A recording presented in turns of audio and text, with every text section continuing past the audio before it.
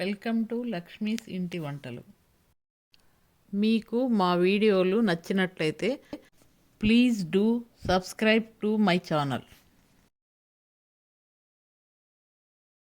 Chicken ఫ్రైకి కావలసినవి: chicken 1/2 kilo, ఉప్పు 1/2 టేబుల్ స్పూను, అల్లం వెల్లుల్లి పేస్ట్ 1 స్పూను, కొబ్బరి కారం 2 స్పూన్లు, ఉల్లిపాయ 1, పచ్చిమిరపకాయలు 2, కరివేపాకు రెమ్మ 1, పుదీనా 1 రెమ్మ, కొత్తిమీర కొద్దిగా, నూనె 4 టేబుల్ స్పూన్లు, ధనియాల పొడి 1 స్పూను, కారం 1.5 టేబుల్ స్పూను, పసుపు 1/2 టేబుల్ స్పూను, ఉప్పు 1/2 టేబుల్ స్పూను. చికెన్ ఫ్రై చేయడానికి ముందుగా స్టవ్ వెలిగించుకొని గిన్నె వేడి చేసుకొని నూనె వేసుకోవాలి. నూనె వేడి అయిన తర్వాత తరిగి ఉంచుకున్న ఉల్లిపాయ ముక్కలు వేసుకోవాలి. ఉల్లిపాయల్ని కొంచెం దూరగా వేయించుకోవాలి. ఉల్లిపాయలు కొంచెం వేగిన తర్వాత అల్లం వెల్లుల్లి పేస్ట్ వేసుకోవాలి. అల్లం వెల్లుల్లి పేస్ట్ కొంచెం వేగనివ్వాలి. అల్లం వెల్లుల్లి పేస్ట్ కొంచెం వేగిన తర్వాత మనం శుభ్రంగా కడిగి ఉంచుకున్న చికెన్ను వేయాలి.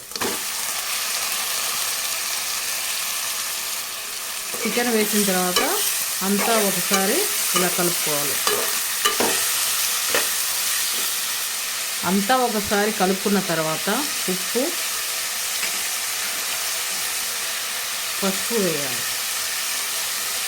ఈ ఉప్పు పసుపు కూరకి బాగా పట్టేటట్టు అంతా ఒకసారి ఇలా కలుపుకోవాలి. ఉప్పు పసుపు అంతా కలిపిన తర్వాత మంట తగ్గించుకొని మూత పెట్టి చిన్న మంట మీద ఉడికించుకోవాలి. మధ్యలో ఒకసారి మూత తీసి కొత్తిమీర పుదీనా కూడా వేసి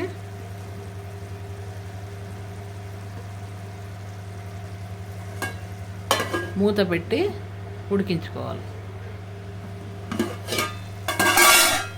మధ్య మధ్యలో ఇలా చూసుకుంటూ కలుపుతూ ఉండాలి. నూనె పైకి తేలే వరకు చికెన్ ముక్కల్ని ఉడికించుకోవాలి.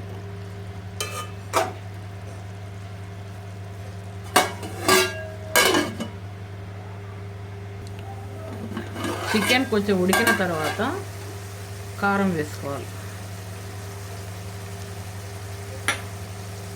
కారం వేసిన తర్వాత కారం అంతా కూరకు పట్టేటట్టు బాగా కలిపి మూత పెట్టాలి.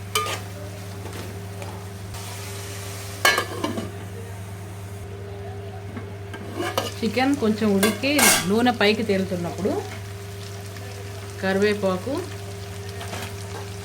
పచ్చిమిర్చి చీలికను కూడా వేసి అంతా ఒకసారి కలిసేటట్టు ఇలా కలపాలి. కూర అడుగంటకుండా చూసుకోవాలి.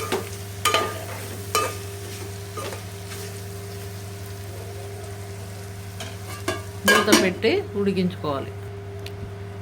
చికెన్ ఇలా ఉడుకుతున్నప్పుడే కొబ్బరి కారం, ధనియాల పొడి అన్నీ వేసి అంతా ముక్కలకి బాగా పట్టేటట్టు ఇలా కలుపుకోవాలి.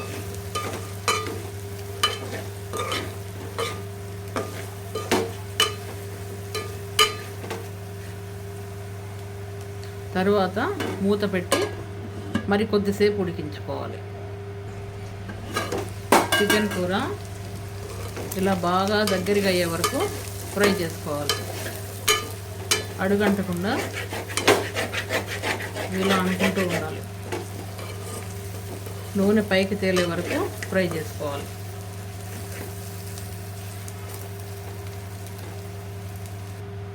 చివరగా కొత్తిమీర తరుగు వేసుకొని చికెన్ అంతా ఒకసారి ఇలా బాగా కలిసేటట్టు కలుపుకోవాలి. ఈ చికెన్ ఫ్రై అయినప్పుడు మంచి వాసన వస్తుంది.